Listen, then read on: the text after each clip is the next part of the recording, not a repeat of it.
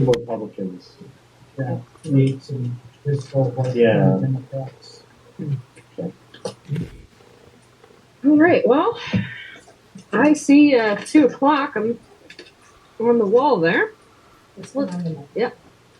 You. All right. So let's kick this off. Welcome everybody to this regular board meeting for the board of directors, Mojave Air and Spaceport at Rattan Field on this October 3rd. Ariel, would you be so kind?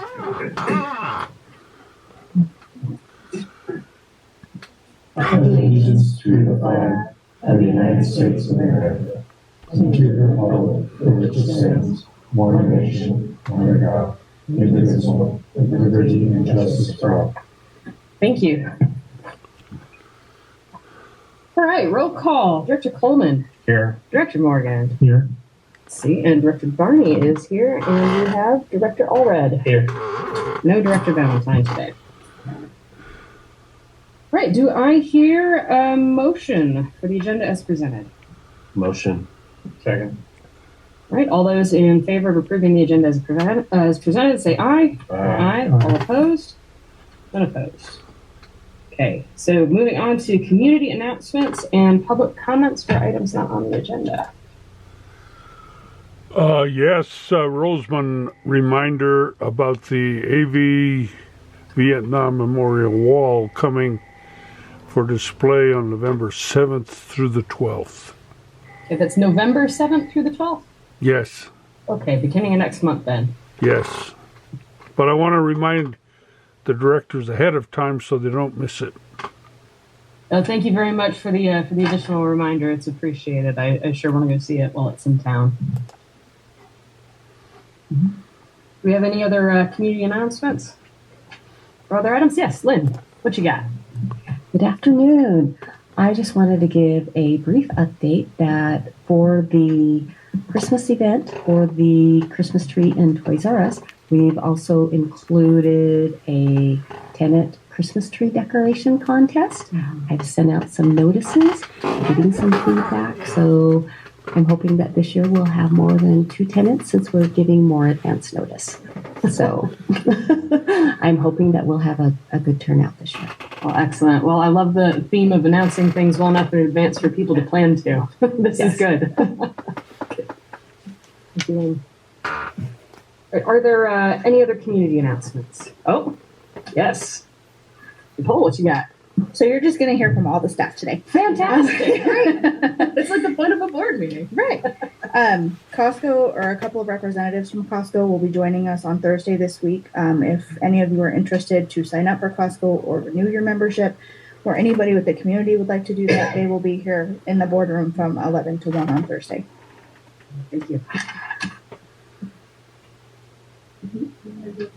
Community announcements. What you got, Kathy? Just in time. Plain Crazy Saturday. Oh, turn on the mic.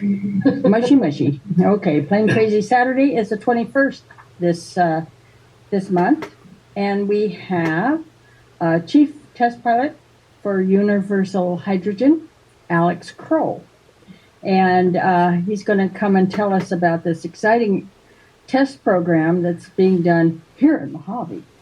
I am thrilled, because I think hydrogen is the answer.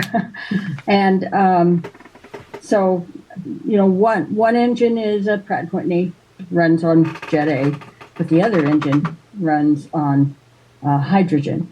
And it's a conversion that's done inside the airplane. And so it's exciting. I think we're going to have a full house because the folks from Apple that came down before and got a tour at Stratolaunch, they were very excited about this project.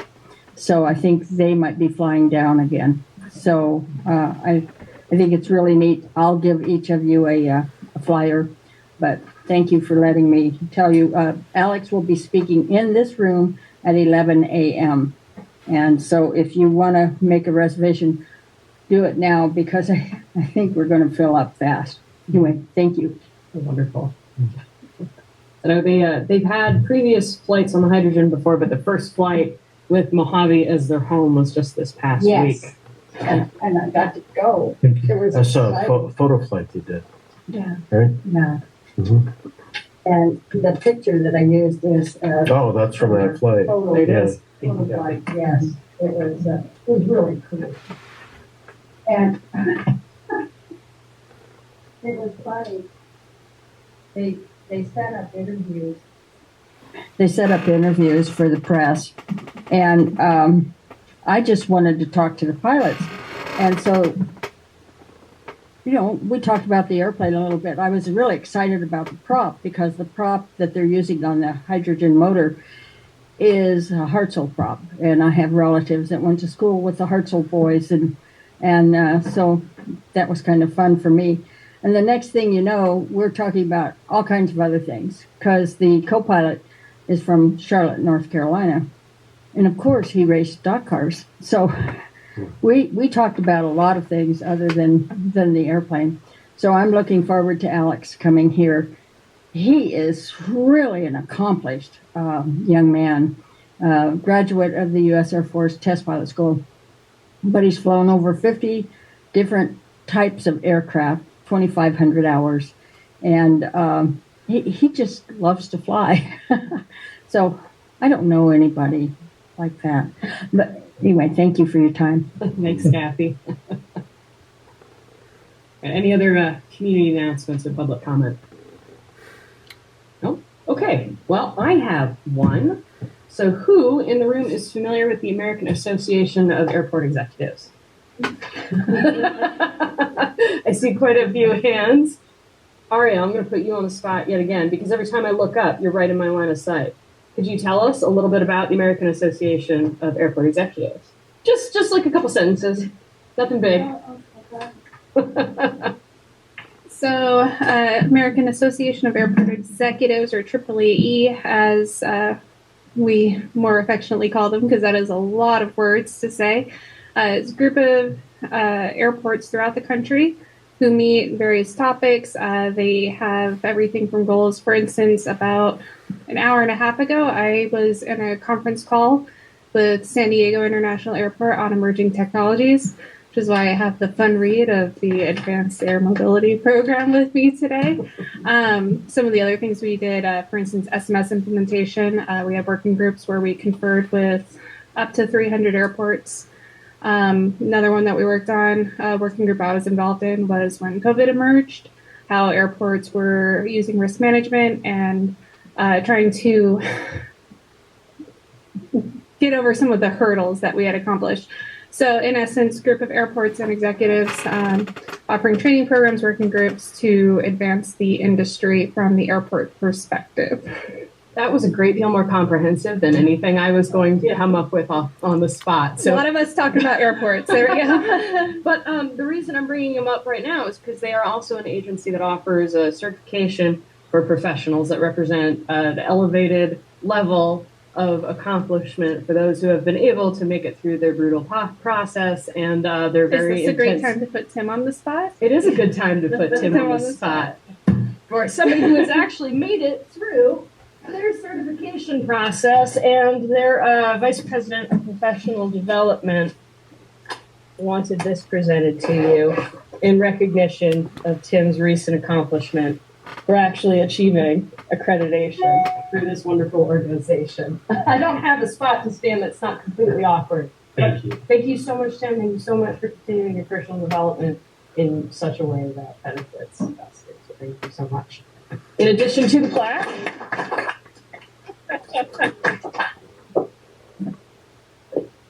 also a lovely shirt. Cool. Thank you.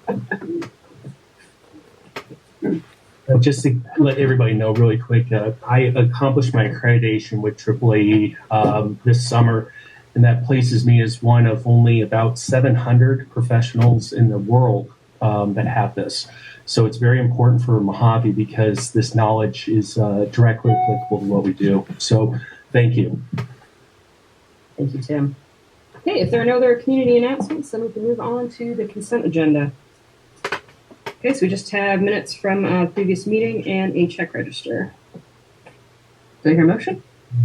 Motion to approve the consent agenda. Second. All right, all those in favor of approving the items on the consent agenda, say aye. Aye. All opposed? None opposed. Consent agenda passes. And on to reports. Director of Facilities, Floyd, I think it's your turn.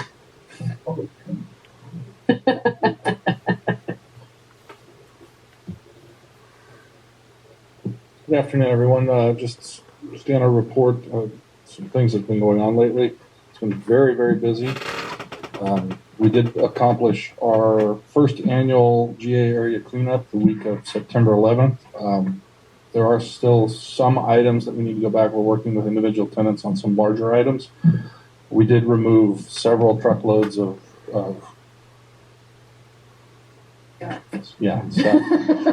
unclaimed items. We actually, I would call it a success, and we actually had one tenant bring flowers to Alma for cleaning up around the hangar. So it was a good success. Still some more items to get out of there. We're working on it, but we'll continue this trend. In the line of GA hangar area repairs, we're currently working on 924 and 925. We've got lighting and door repairs going on in both. 925 will get a floor replacement in the next couple of weeks. And then we'll be moving back over to 901 through 909 to do an electrical upgrade over there so we can break up some of the circuitry there. Annual inspections of the GA area, in the vein of giving people advance notice, we're going to begin scheduling our annual inspections in the third week of November. So look for more on that, but we are planning to continue with that as we did last year. Moving on to the industrial side, we've taken several buildings back into our inventory that we've been working on. We've been doing a lot of environmental inspections. We've removed some hazardous building materials from some of the buildings. 141 was one of them. We completed the work on that, with the exception of we're waiting on Southern California Edison to come back and hook power back up to us, and then that building actually I think will be rented immediately after. 139 has some door and electrical repairs, and then 139, 82, and 155 all need new water meters and backflows installed. So those are all things that we are working on. We are going to continue with inspections of the industrial area next, and scheduling that beginning in December. And that'll be basically looking at leasehold areas and making sure things are stored in accordance with their lease, the people are within their lease areas, and there aren't any items out there that are hazardous or so on and so forth. We did have a visit a few weeks ago on several of the explosive magazines in the propulsion area from the ATF.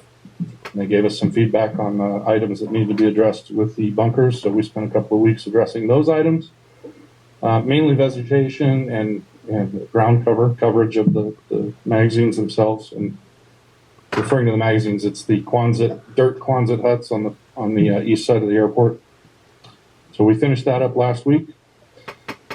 And then finally, a little bit of an update. I know it's slow, but probably not what everyone wants to hear, but the waste oil recycling location that we're working on for the GA area, we did get back to work on that. We do have the receptacle here. We've got a oil filter recycling system that we also acquired that crushes and allows the filters to go into the waste stream as well, into the non-recro waste. And we're currently working on that. We expect to have that up and running by the end of the month. Super, yeah. Very glad to hear progress on the waste oil.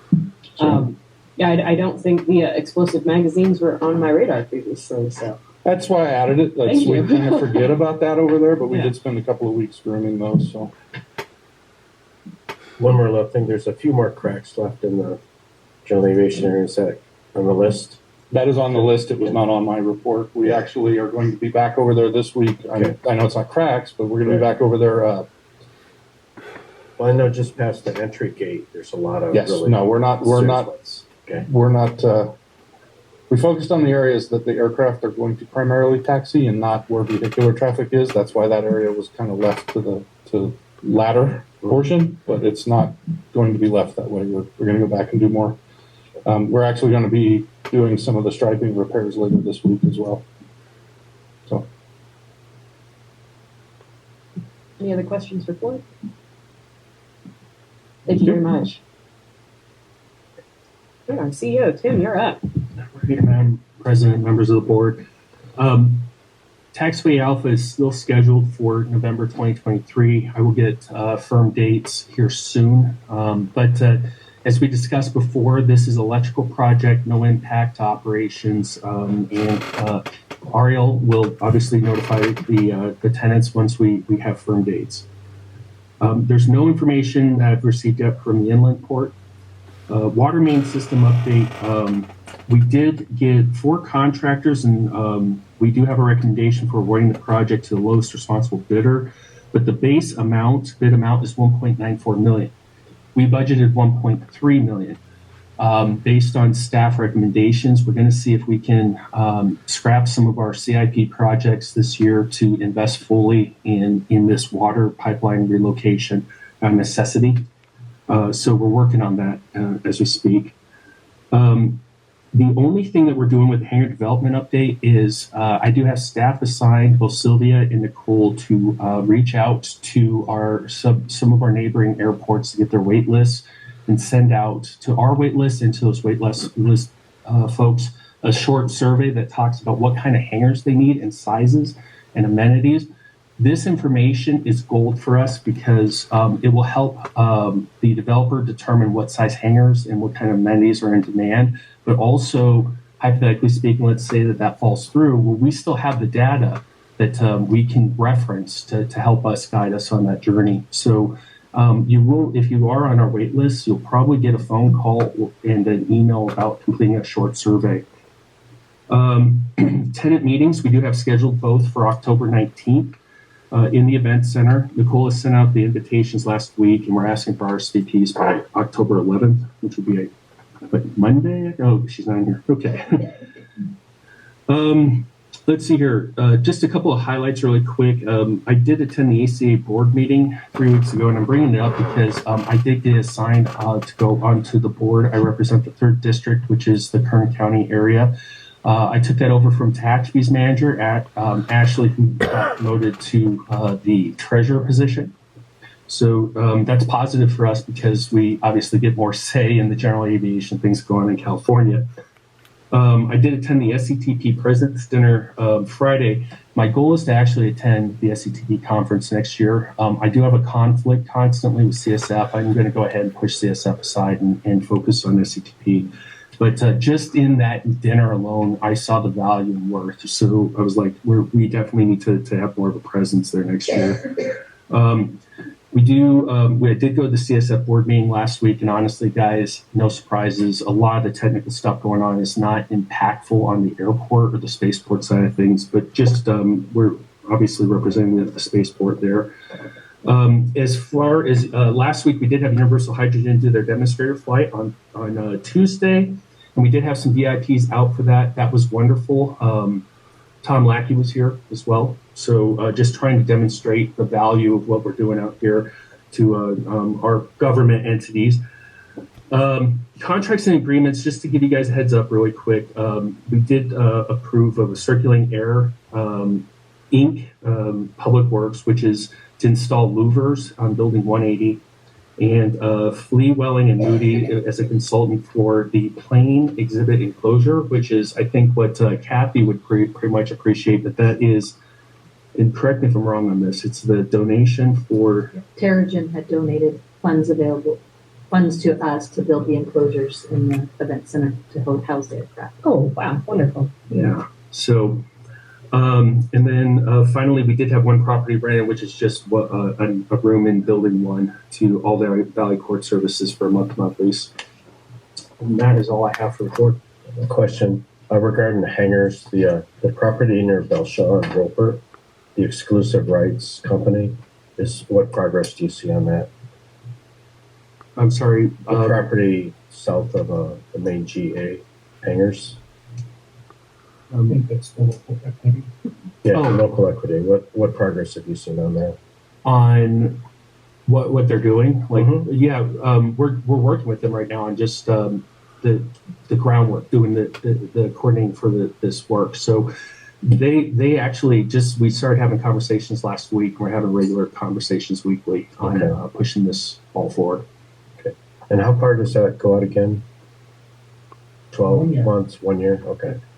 So it's been 4 months and not much has happened. Hey. Okay. I don't need to hear that. So what was the reason for or explanation for the 50% increase in the water project relocation? Costs associated with it. I mean, when we get an estimate, and mind you, how long ago did we get that estimate? It was like, And from my understanding is when you originally budgeted, that was, they didn't have the actual engineering from Mead and Hunt. So we kind of were just making an estimate until we actually got, I was like, did we just? No, that's correct, but the engineer's estimate was from a couple of years ago. Okay, so the estimate was old. It was it was a 1.3 to 1.9 is the increase, correct? Yeah. All right. One of the things we're Was seeing there a is scope difference or just costs? no construction costs, material costs are fluctuating quite a bit lately. And then you're going to work with that grant agency that we're going to provide water support, for example, infrastructure for the county. I have, but that is going to be a lengthy process. Okay. It won't cover this project. Okay. But that doesn't mean that it won't cover the rest of the project because our water line is. I mean, that's essential utilities for any property, water. Normally, when we get a project like this, just as an FYI, we try to find a way to cut back on the project to get it within what we budgeted. But talking to staff, talking with Floyd, this water line needs to be replaced so bad. I am of the opinion if we can make it, if we can finance it, we need to do it and get it taken care of.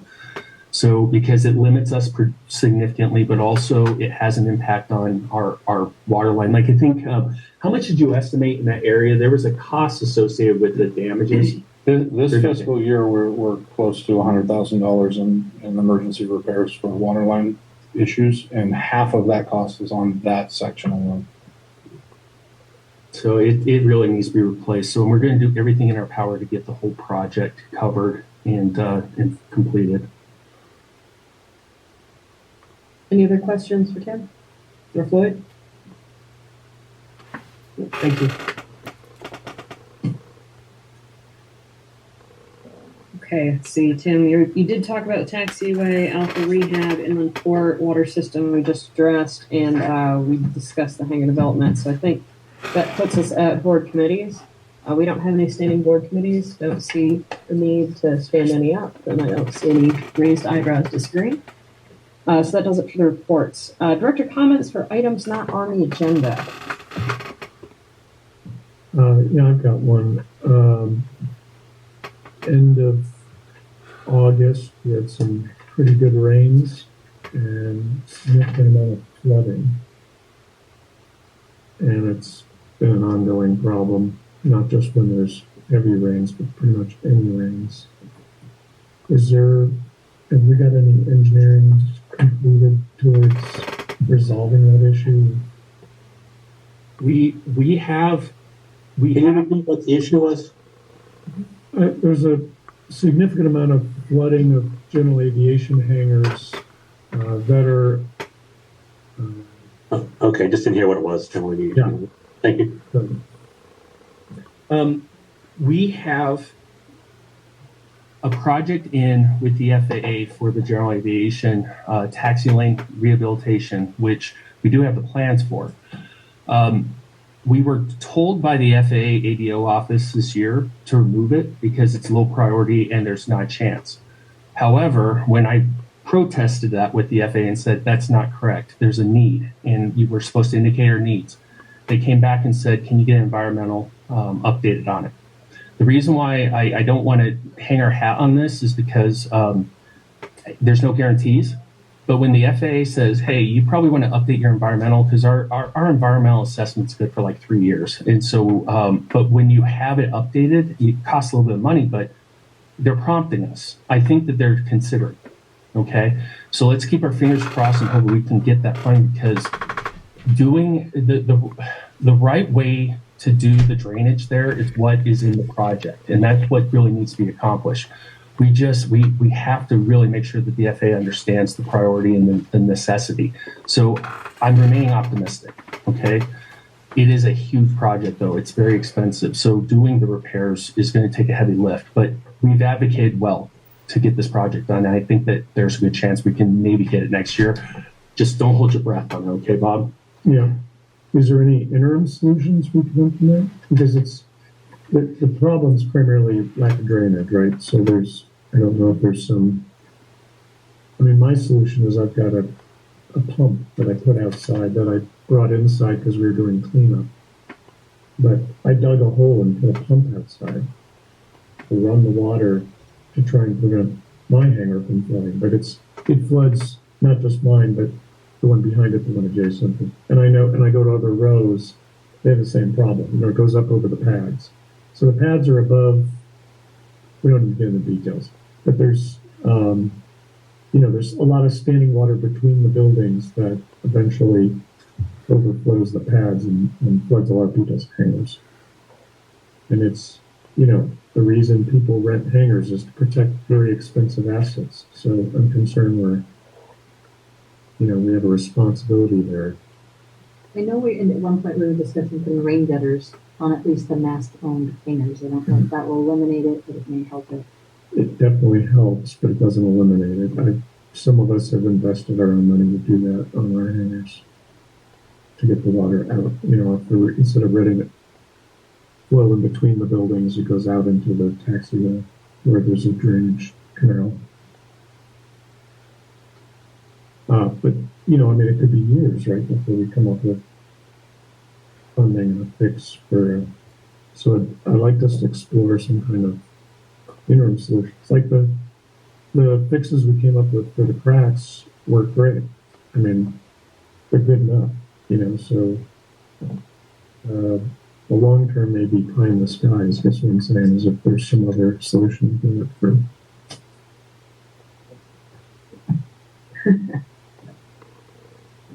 And it would have to be on a case-by-case basis. So Yeah.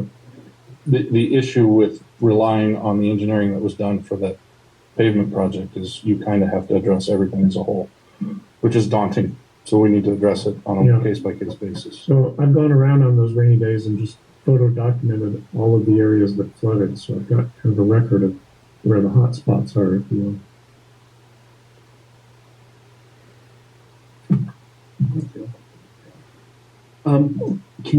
Can you follow up with Bob here and see if there's something we can do as an interim?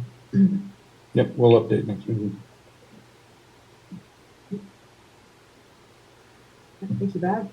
Any other director comments for items not on the agenda? Okay, so I do have one. So attended SCTP, as Tim already talked about, and as a quick verbal report on just some high-level takeaways as it pertains to the airport. So there continued to be a significant showing of civilian flight tests, which was good to see. This is now 2 years in a row. There have been civilian flight test programs that have centered around unimproved or rough dirt strips. I know previously we had talked about when there was a backcountry fly-in that ended up having a catastrophe coming through. They were looking at us as a possibility. So just wanted to socialize the idea of dragging out a dirt strip. I know it's not new, but I hadn't connected. There may actually be a test needed for a dirt strip. So I want to throw that out there. Plenty of electric aircraft flight tests.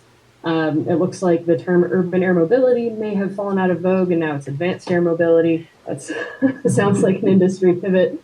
And then ended up speaking with a number of our current customers on field about kind of where their head was at with the airport. I know we already talked about some of the more minor issues about transient folk or new folk having trouble finding our fuel, and it being rather daunting, the idea of trying to taxi around this very large facility trying to spot it.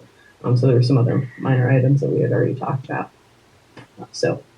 And just so you know, Ariel is already working on getting that update. She'll definitely want to pick your brain though because on our end we look at it and go, yeah, that's comprehensive, but hearing from other people on stuff like that's an easy fix. Mm-hmm.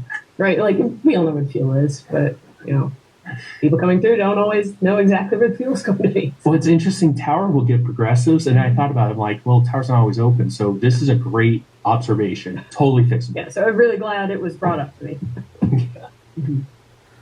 I've got another one. Yeah, just remind me of.